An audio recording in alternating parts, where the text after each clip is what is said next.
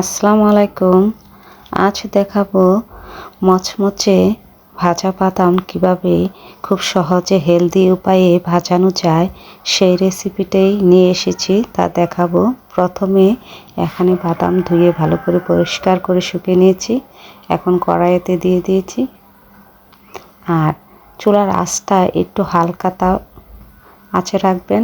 এখানে আমি 1 টেবিল চামচ বাটার দিয়ে ভালোভাবে নেড়েচেড়ে মিশিয়ে নিলাম।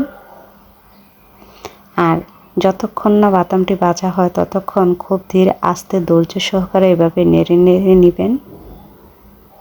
দেখুন বাদামটি ভাজা হয়ে গেছে। যখন ভাজা হয়ে যাবে এভাবে উপরের ছোলাটা আলাদা হয়ে যাবে। এখন এগুলো আমি নামিয়ে নিচ্ছি।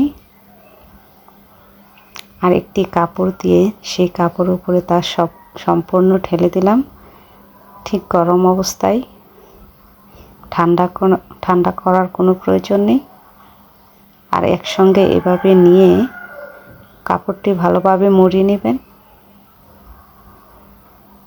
মুড়িয়ে নিয়ে এভাবে চাপ প্রেসার দিতে থাকবেন।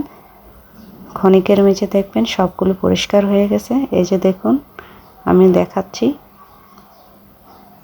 আর অনেক দিন যাবত এগুলো সংরক্ষণ করে খেতে চাইলে আর হেলদি উপায়ে ঠিক ডায়েটেও যদি রাখতে চান ঠিক এভাবেই ভেজে নেবেন। খুবই মচমচে কুরকুরে থাকবে, স্বাদও অটুট থাকবে, খুবই মজা, সবাই পছন্দ করবে। দেখুন সবগুলো খোসা ছাড়িয়ে গেছে। যদি ভিডিওটি ভালো লেগে থাকে লাইক, কমেন্ট ও সাবস্ক্রাইব করতে ভুলবেন না। আর বেল আইকনটা প্রেস করে দিবেন যদি আমার চ্যানেলে নতুন হয়ে থাকেন। ভালো থাকবেন।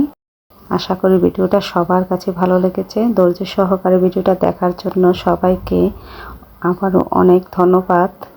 দেখা হবে পরবর্তী ভিডিওতে।